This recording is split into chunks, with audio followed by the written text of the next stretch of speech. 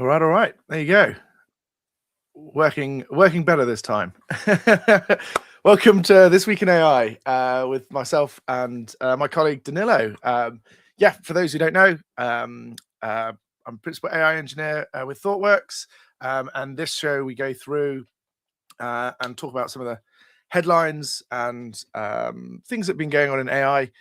We had an interesting one last week where we were kind of waiting for a couple of announcements. So yeah, like we've got a bunch of announcements that came out the day after we shot. But yeah, we can cover them now. And yeah, it's been a busy week already. Yeah, Danilo, do you want to introduce yourself as well? Oh no, we don't have audio for you, or at least I don't. We tested this before the show. We were so professional.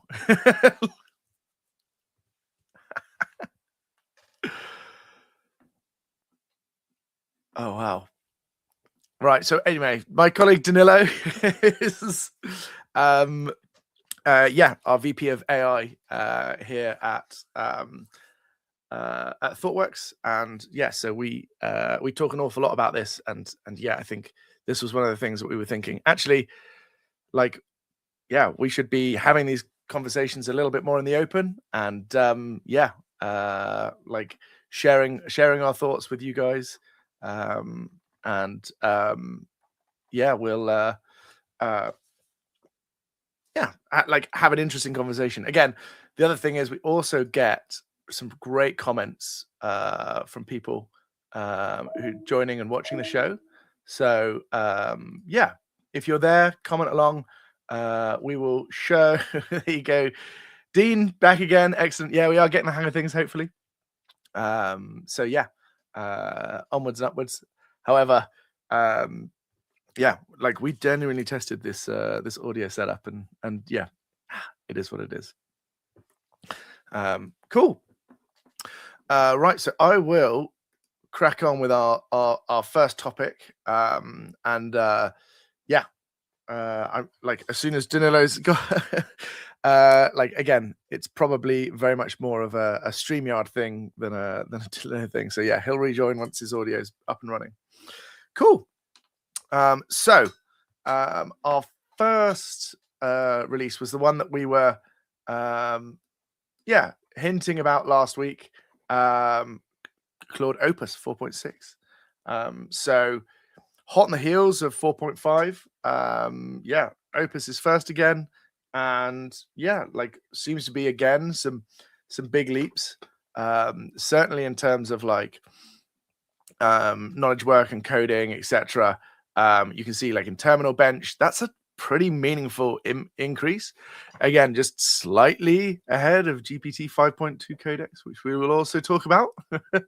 And yeah, agentic search, again, like really a lot of investment from them into increasing the quality of their search.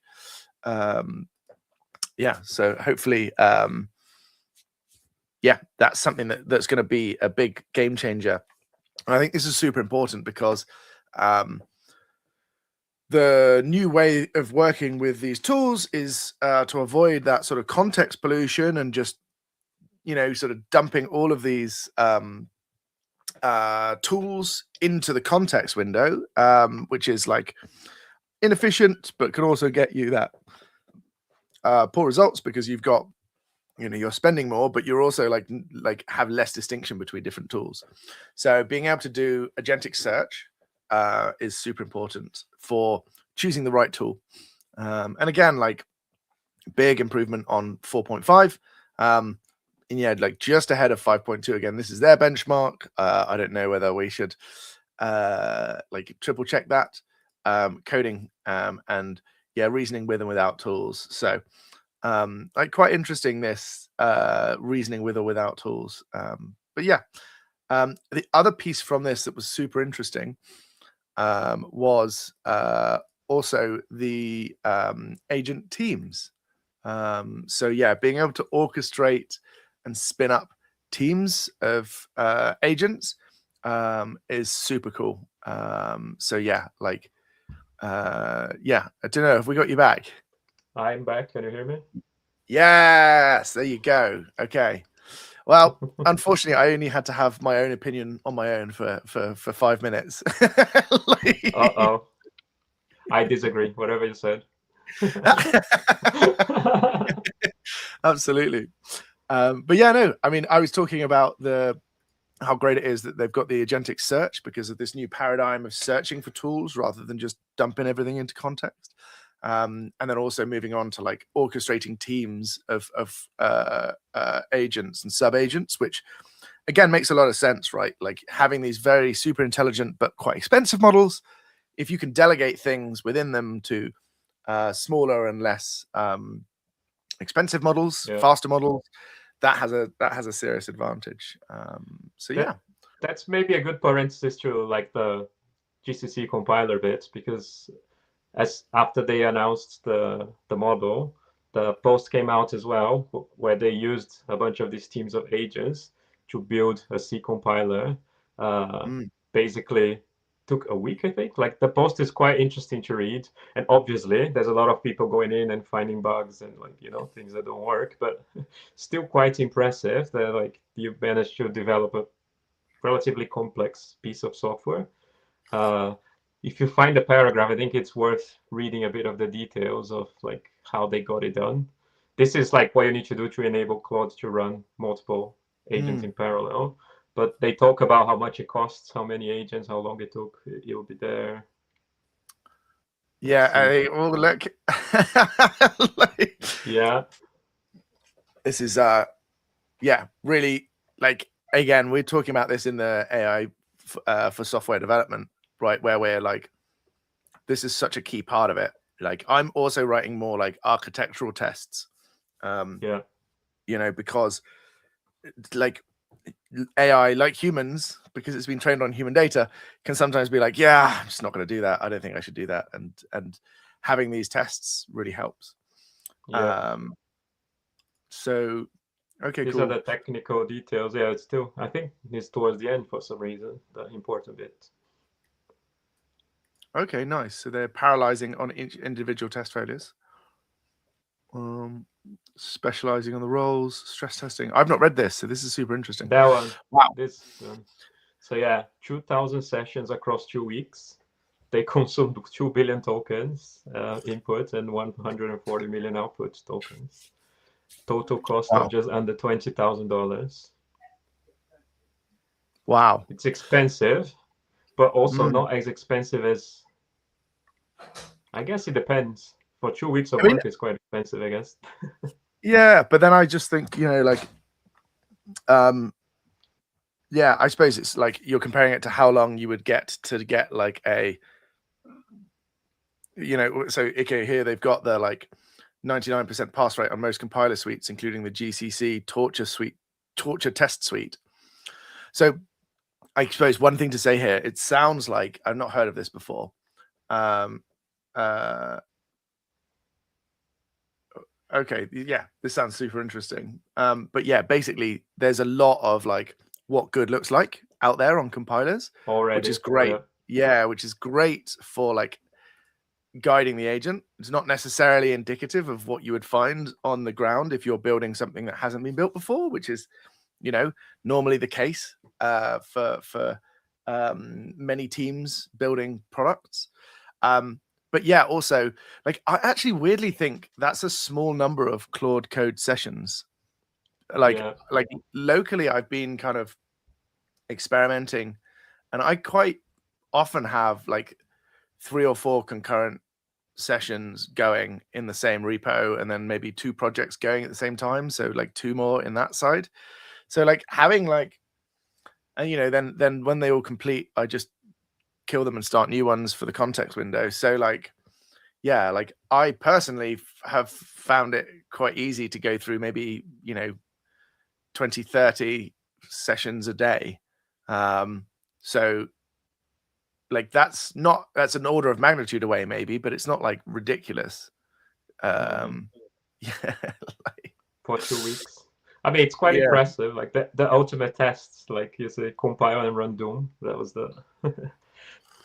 But it's like love they that. rewrote the whole thing in Rust, I guess, which is a new language That's an interesting achievement. They talk about the limitations, and obviously a lot of people went to scrutinize after it got released.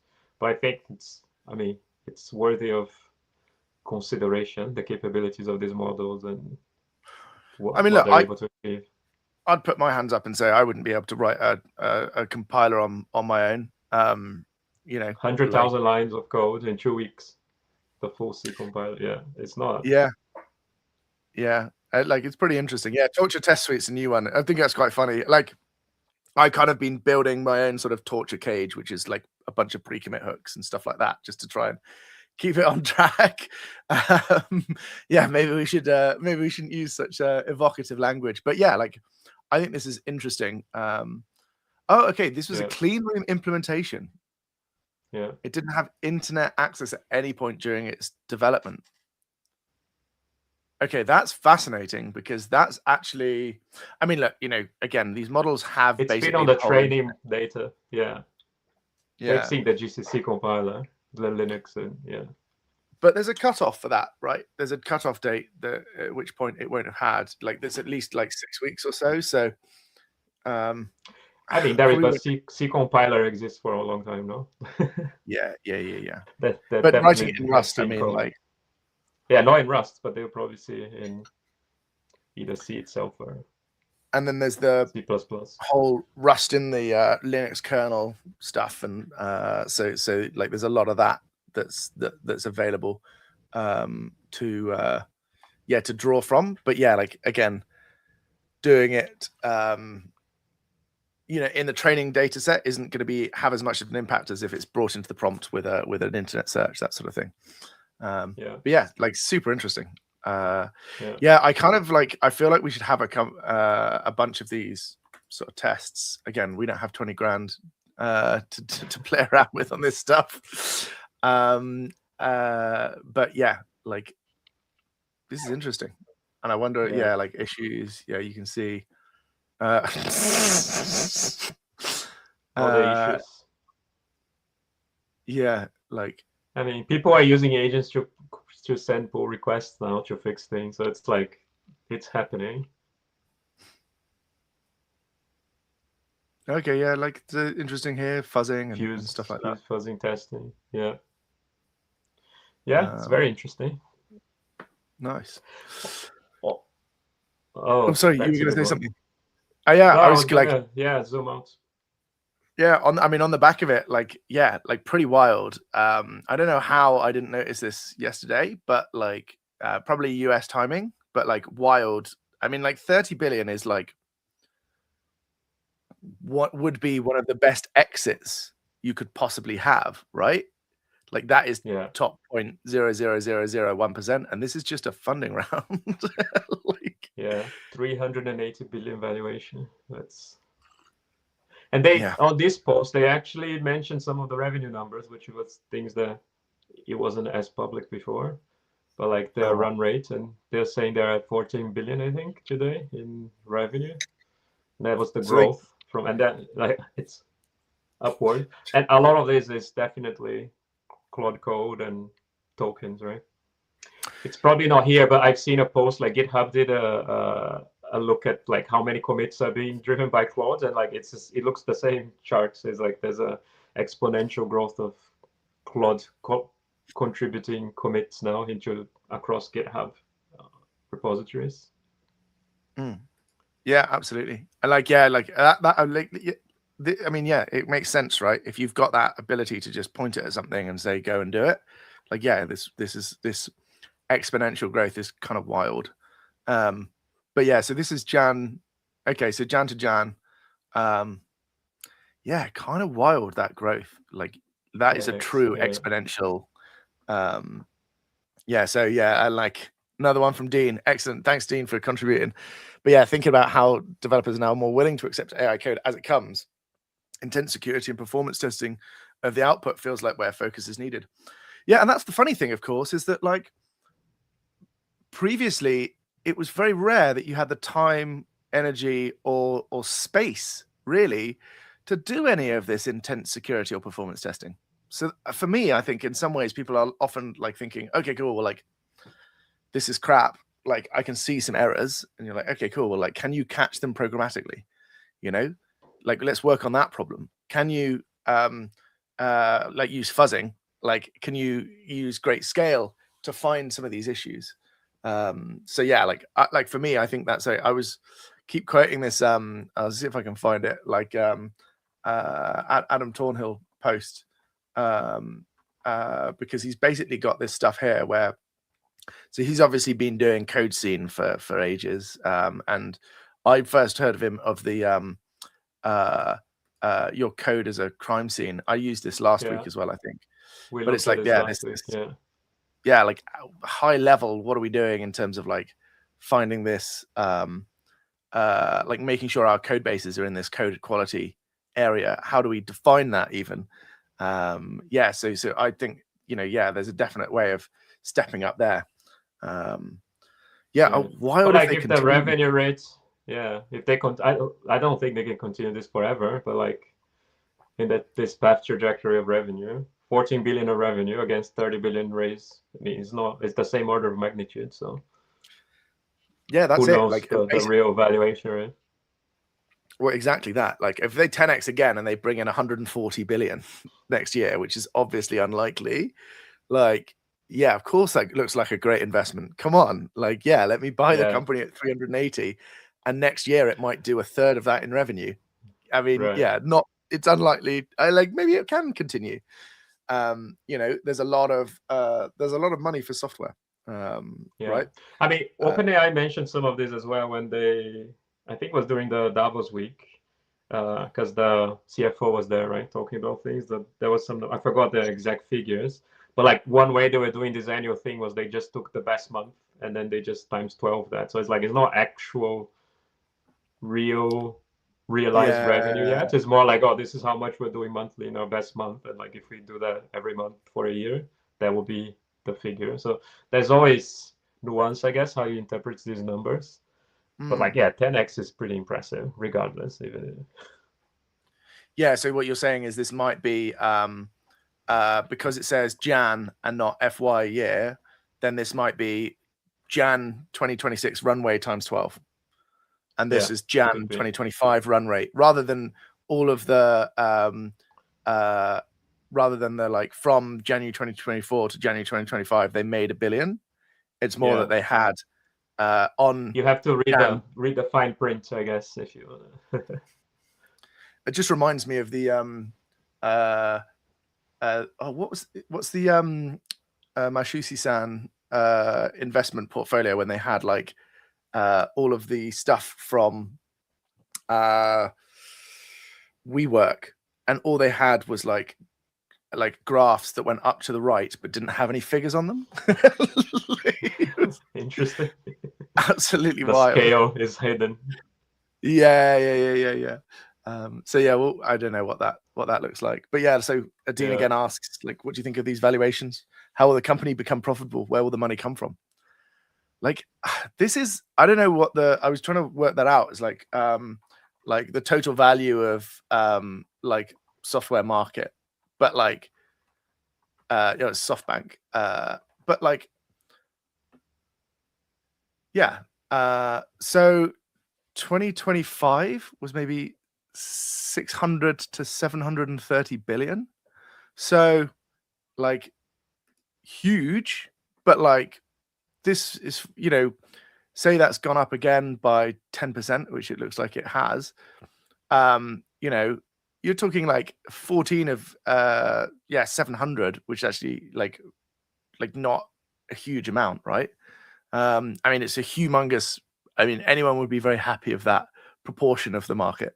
But the market's massive, right? And for me, again, like it goes back to this Jevons paradox thing. I think people are kind of underestimating, and it's difficult, right? The human mind can't imagine this kind of exponential, right? Like we're really bad at it classically. You know, what does the world look like with 100x more software, right? Yeah. Like I have no idea, like, because I don't know. I was gonna say, like, there's not a financial analysis discussion. None of us are analysts. But like, if this is Don't, looking at don't total invest software on what we market say. cap, oh yeah, no investment advice, please. But like the total software market cap actually took a big hit when Anthropic announced the core plugin stuff last week or a couple weeks ago. Like they wiped 285 billion, I think, in market cap because people are like, oh, I don't need to buy SaaS license anymore. So like if you look at the SAP, Workday, like the whole like Atlassian, like all of the software companies that are part of this kind of market segment, it took a huge hit in the stock market. So yeah, maybe Anthropic will steal that and they will be the ones owning all of that. But like, yeah, it's hard It to kind of makes speculate. sense, Like, though.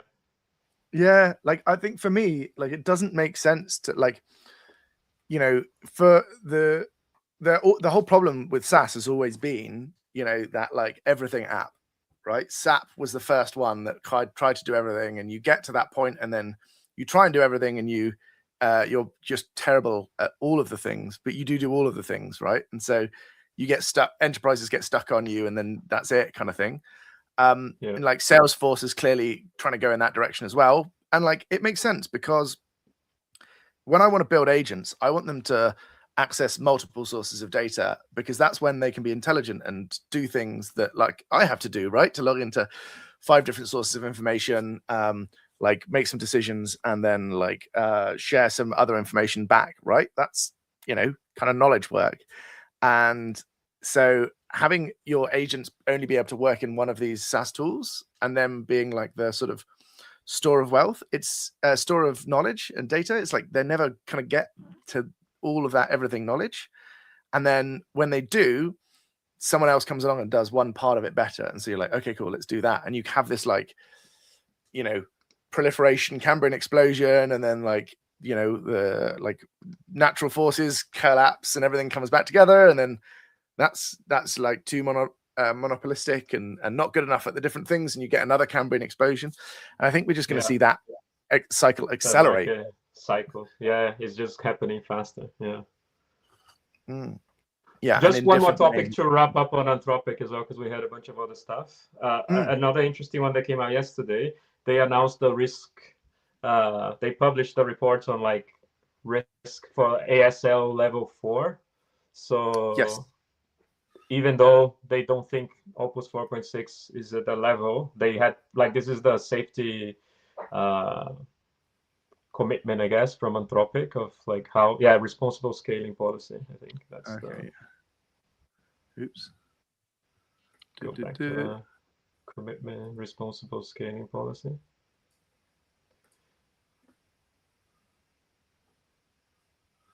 Like this is their framework for identifying like how they want to implement and how they want to report, I guess, on like model capability against risks to society and like alignment and safety and things like that. They have different levels, and like up until when they published this, I think it was a level 3, if I'm not mistaken. They've been updated, but yeah, for 4.6, they wrote this sabotage risk reports. That's the one that they're already starting to publish, which would be the next level of safety concern, I guess, based on this framework. You would have to read all of the reports, which came out yesterday, so I didn't have time to go through all of it. But I thought it was interesting that they're already publishing, thinking, look, models are getting capable. We're gonna scrutinize it against the next level on the safety scale that it defines last year, because that potential threat is higher. Yeah, I think this is super interesting. It's like I think, and again, I also haven't read this, so I'm excited to do that. But I think a lot of this is around the sort of like AI models understanding when they're being evaluated and things like that, where like they can then, when they are under evaluation, they will perform differently to when they don't feel like they're under evaluation, which means that they can sort of pass tests and then go out into the wild and behave differently and like sort of that gives you that raising that risk of sabotage and doing things And differently. they look at dimensions like cybercrime, you know, like bio weapons, chemical weapons, and like Oh there's wow. stuff like that in the framework. And you saw like the overall assessment, actually, that's the TLDR. It said low risk but not negligible. Yeah. Very very low but not negligible. So yeah, this should Yeah. be a good one to maybe deep dive a little bit more. But I thought it was an interesting thing that they're publishing against the next level of the safety framework, because there's rumors that like Sonnet 5 is about to come in I don't know how many months, right? So they're already working on the next major version upgrade of these models. Opus 4.6 was an increment on 4.5 that came out. But yeah, that was the last thing on Anthropic related stuff, because 15 or 20 minutes after they announced this, maybe on purpose, OpenAI launched GPT 5.3 Codex Yeah. Good on Friday as segue. well. It was exactly the same day, yeah, after we did our discussion last week. Yeah. Yeah. And again, like great results here, like big improvements in terms of like accuracy and like look also efficiency, which is great. Like because again, if you have all of these shots on goal, yeah, it's easier to like get better and better. But like this is 40k tokens versus 100. That's a decent reduction. This was another topic I was gonna bring up. I forgot what we were discussing. The other one it's relevant for both models, but we were having a bit of discussion in the Future of Software retreat with some of our colleagues around like this could be an interesting metric of the input to output token ratio for these models, like how much input you need to throw in terms of context, or maybe you can like back and forth or things to actually get the output. Because you saw the other one, like the C compiler from Opus, it's like way more input tokens than the output, right? Like they said it was 200 billion, I think, of inputs. Yeah. Yeah, 2 billion 2 input billion tokens for 140 million output tokens. So like there's an order of magnitude of difference, way more input tokens than output tokens. We saw some of the similar ratio for some of the stuff that we were looking from AI Works demos that we were doing at the event.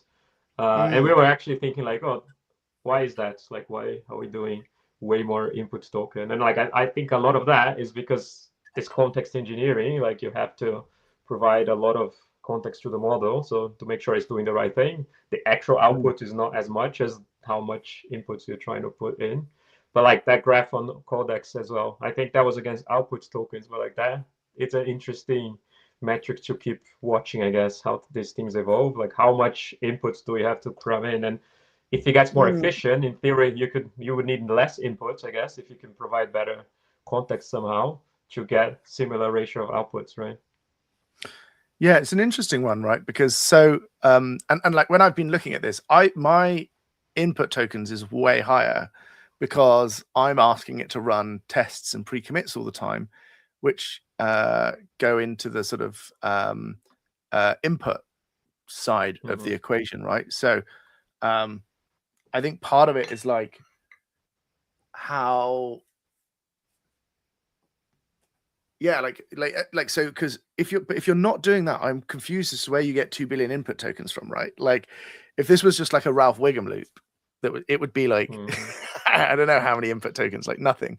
But then it's like I suppose the input tokens also take into account reading the code over and over again. Yeah, all the stuff that goes in the context window, right? Yeah, it still feels a little bit like I would say it still feels a little bit like counting lines of code as like progress, right? It's like I'm kind of the opposite. Like I would kind of not want, like I would want fewer output tokens, right? Because if I need to like but then the ratio is the interesting question. Yeah, that's what I was thinking, more the ratio than the absolute numbers. But I agree with you, like maybe less output is better because you can do the same thing with less code. That's always been kind of a good thing to strive for. But I mean it's a really interesting one because it's basically like how well scoped a problem do you have, or how well known a problem. And the better known a problem, the fewer input tokens you'd imagine. Like, right, so Yeah, give me 'cause the bubble model sort. already. Right. Yeah, it should know Bubble it. Like, sort should be few tokens, and you will have that in the training. So it's somewhere the model will be able to output that. But yeah, anyways, that was an interesting parenthesis, I guess, just when you show that chart from the Codex announcement. yes, yeah. I think so. So this is accuracy against output tokens, right? Yeah. Better accuracy with less tokens. So if that supports what you're talking about, like you can just this efficiency, yeah. So and again, that it's really the difference in the accuracy here is 56 to 57. So the key thing is like, it is that is with like the major change here isn't accuracy so much as like efficiency. But then that's the point. Is like, so like it does seem to level off here. It'd be interesting to see if like it just stayed at that level of 100,000 or maybe even got worse, right? Because it now introduced new bugs and other things, and I guess it's but like, oh, that was you can tell like this is the sort of this is almost like the what's the name of that like low code vibe coding platform? I can't remember, but yeah, Replit, Lovable. Yeah, Lovable. I think this is exactly what Lovable looks like, and like, for me, again, probably a lot more with templates, probably a lot more deterministic and easy, and fewer tokens. But yeah, it'd be interesting to see those compared. This is exciting to me as well. They're like things getting better at slide decks. I know I keep going on about it, but like people keep asking me, "Where's your slide for this?" And I was like, "I don't have a slide for that." In fact, this week we did some really interesting kata on evaluating text to speech, and that was quite cool in terms of like these different multimodal outputs and creating agents that evaluate that sort of stuff. So yeah, like it's just cool that we're doing this in like more interesting, like it's not just text anymore. Like there's a lot more interesting things happen, and again, like a lot more difficult to evaluate whether this is good or not. So yeah, like fashion presentation, retail training. Yeah. God, spreadsheets, eh? Quite interesting. Spreadsheet. Should we round off the models? Let's try to finish off the models. Yeah. I was gonna say the spreadsheets and presentation was one of the things that Claude was famously better of doing. So you can clearly see the competition is getting fierce between OpenAI and Anthropic to the point where like they're fighting on Super Bowl ads as well, and like Sam Altman got pretty upset, I guess, with Anthropic's commercial, which was funny. That was so good, yeah. Like the ads ones are great. Like, oh yeah, why don't you buy lifted shoes for Short Kings? He's like, huh? What are you doing? Yeah, it's funny, and I mean, who knows where the world's gonna go? But Anthropic saying they're not gonna put ads, but like, yeah, I don't know what the revenue model is gonna look like. It seems like the historical trend, everything at some point you add ads to support some kind of business case, but yeah, who knows? Right now they can make that joke, but history will tell, I guess. Yeah, I suppose, but then you've got Google kind of as the original, right? Google had loads of ads all over the place, and now they took them away and they made money on the ads the other side, and now it's like they're sort of back, but like very subtle. And so yeah, like I think it's probably going to be the same, right? Like actually, how valuable would be aggregated and anonymized data from Claude usage on buying patterns hugely, right? Same with OpenAI. Right. Yeah. So like even if it's not being even if they're not giving your data, i.e. like it's completely anonymized, aggregated, and you can't like discover you from it, and like they're not even running ads themselves, it can still be used for advertising and could be hugely impactful for people to understand both how to get their products into like people's like web LLM research, responses, right? Yeah. LLM responses, and yeah, also like that. So I heard a story of someone who'd, they just put up an article and just old-fashioned SEO, put it at the top of Google, and it was about like, what are the top 5, tools in this area, and they just put number 1 theirs, and then on it goes. That's what's happening. And I see this all the time with AI coding, where it's just like, oh, let me just reach for React, let me just reach for Python, and like a slightly less popular language is like pushed to the side, or like, well, I don't really understand this, so I don't want to do it. Like, and yeah, I mean, I love Python, but I really dislike React, so I'm at least half happy.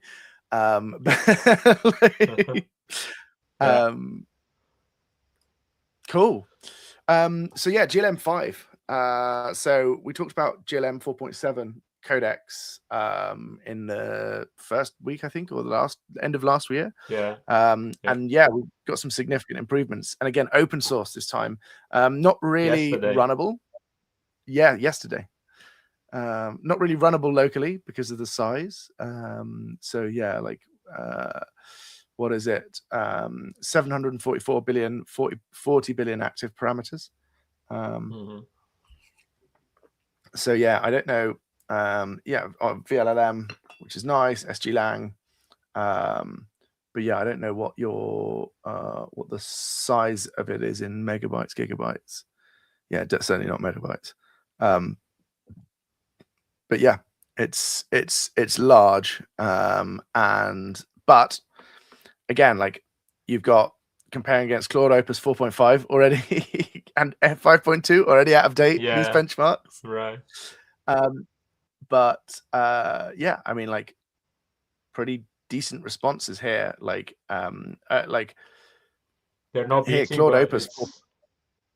Well, they're beating 4.5 Opus, which is pretty insane.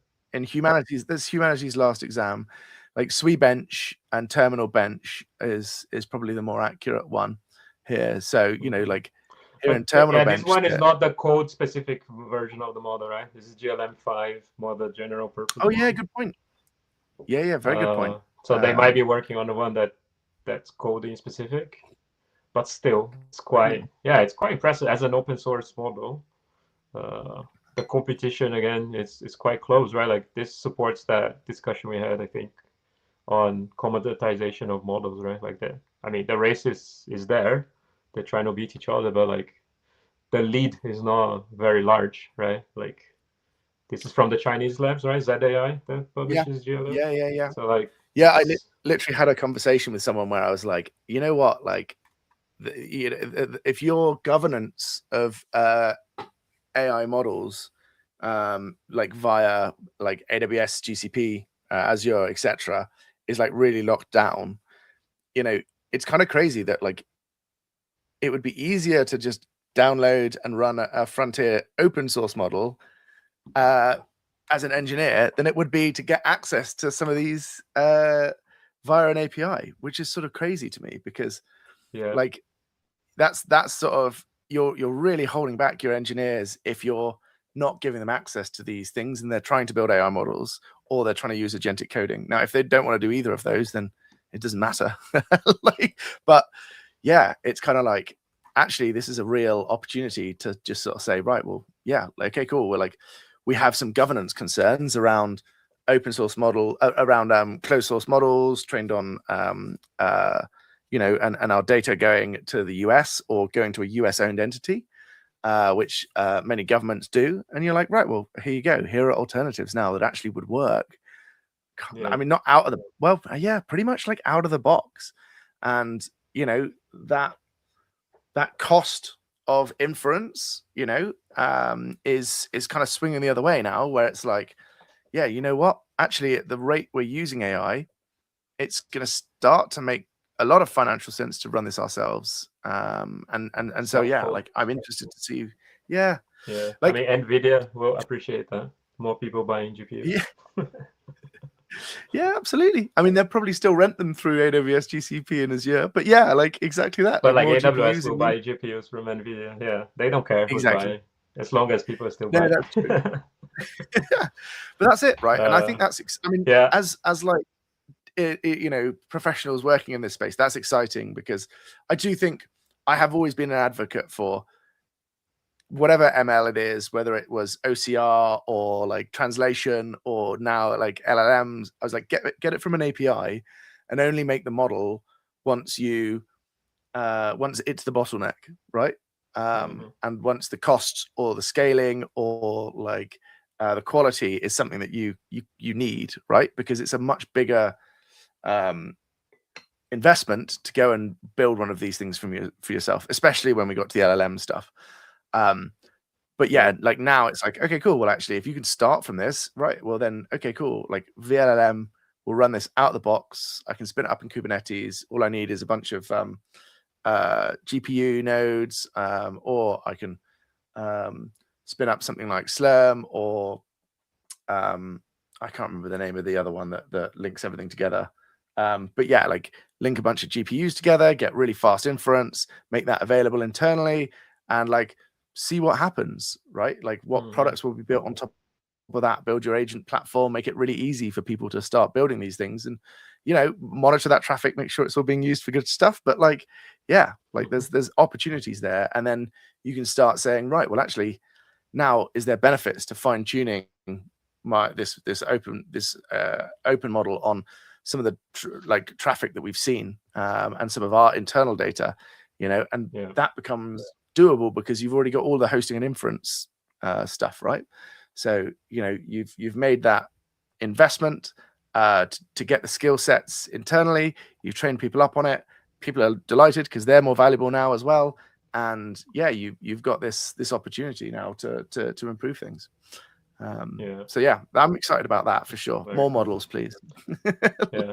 Did we have any other models we were going to cover? I think this wraps up. I think that's all. Yeah, it was a busy model week. Yeah, I mean, I'm sure there were more, but you know, there are always more models. We can. Yeah. Yeah, that's true. We're not tracking all the models from all the labs, the major ones. There's another topic that I've suggested on the Meter research that kind of is still in the space, I guess. It makes sense as a segue. They've published this March last year, actually, as the reports that was originally like talking about how the capability of the models are doubling about every 7 months. And like they updated the methodology for how they're measuring, how they're benchmarking the models again. So like there's a whole paper about like what has been the difference. Like they backdated to how they were testing those models as well. But they also published like GPT 5.2 is the latest one, I think, in their which is like above the trend line, if you will. And like this is a log scale line, like how long a task can the model perform at 50% completion rate, right? There's always that caveat. Success rate, if you increase that, it will be a different slope. But like the trend is kind of what I was trying to show. If you show on linear scale, I think they made this chart interactive, which brings a bit of the exponential factor. You can see like it's very high, and it's not even again 5.3 or Opus 4.6. Like they've got the -1 version of the models. But you can see, yeah, like this is actually like, yeah, I think it's probably closer to 10x rather than 7x, right? Looking at this. I mean, like they are all above the curve. If you like, they actually mention a little bit, like if you read the report, because they changed. You see, like time horizon is like 1.1, which is the new version of the. So you could show against the previous version as well, which came out in the what they used in the original research. But like the trend is still similar. I think they stopped counting at 4.5 on the previous scale. They're gonna use this new technology going forward. But it's nice they've rerun the originals on this as well. Yeah. Like task left 2 seconds. Yeah. But it's just like, yeah, models getting more capable, being able to perform longer tasks at a certain level of completion success rate. Doubling every 7 months. So like that one is at what, 8 hours? Is that the where it's capping at now? This is This was 4 the old hours. one. This Yeah, one. just look at the interactive chart because that's got the most. Yeah, it's pretty much getting up 7 to hours. that, like 7 hours. Right. Yeah. That's got 7 to 7 hours. That's 7 to almost 10 day hours. work.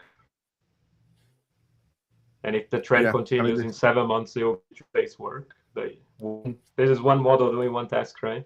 We saw the GCC compiler. It was 20,000 sessions, like multiple models. So like running for 2 weeks. So like people already doing longer independent agentic development with the current version of those, but like basically with multiple agents running multiple sessions. The trend towards more and more autonomous engineering is here now. Okay, Dean posted. I missed this. Like the size of the model, which is monstrous, right? A 241 gig of disk space is not too bad, but 256 gig of unified memory is huge. I know that numbers are basically the same, but like with memory, it's not that difficult. With storage, it's not that difficult, but with memory, that's a lot. And this is a quantized version of that model as well. Quant. Yeah, 2-bit quantized, dynamic quant. So it's already that's lost a lot of precision potentially. Compressed. So yeah, not your hobbyist model, but for sure, like a large enterprise would be able to run that and get value for it. Yeah. But I think the really cool thing. So again, like analysis code is here. I think the really cool thing about this stuff is that, it's actually forcing us to really evaluate a lot of these things around like what good actually looks like for these things. And this is the kind of analysis that maybe we haven't had the time or like ability to invest in until more recently, right? And this is the sort of stuff that's going to like is actually really important for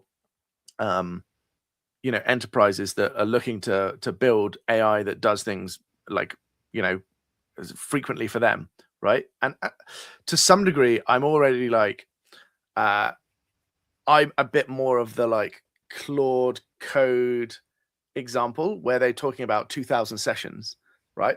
Yeah. Because I don't really need it to be the same session. If it's running on the same task, I'm fine with that. Yeah. Like it can run 2,000 sessions, no worries. Like that's not a problem for me. Like so that's sort of where I'm like, I'm not sure how long it takes to do this, but like this GPT 5.2 that had a 95% within 17 and a half and 3.5 hours. So to some degree, if you can deliver, say, like if I want to train adversely robust image model, right? Like, do I want to do that in a day, or do I want to do that in a couple of hours, maybe? Like, the longer time horizon doesn't make it a better, more valuable job.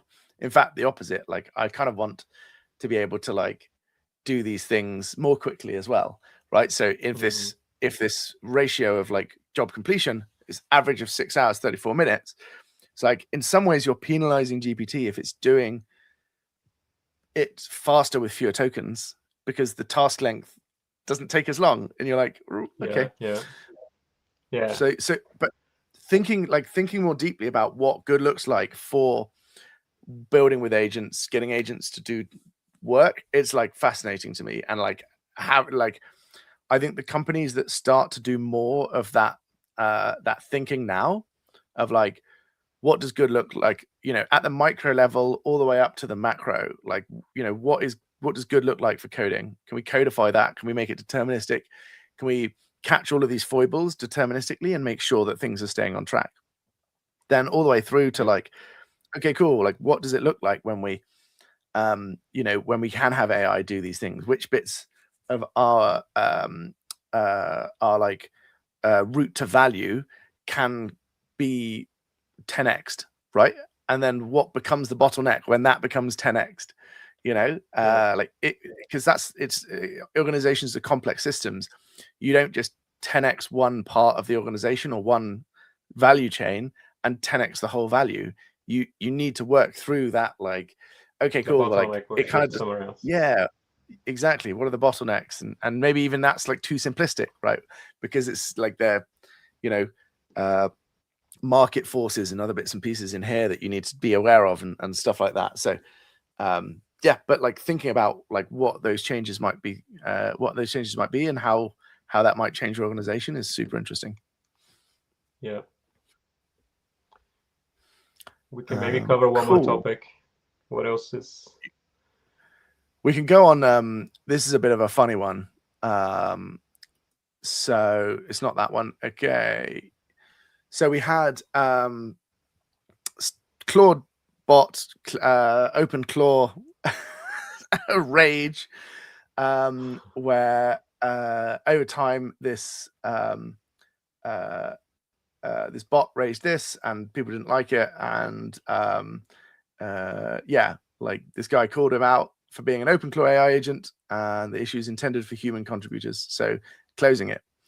And then it wrote some blog posts and hit pieces about this, which is wild. So yeah, the bot wrote like you know, like yeah, like some maintainers treat PRs from an agent assisted. I can't find the actual hit piece, but it basically was like was it this? No. But anyway, so the chap Scott wrote this.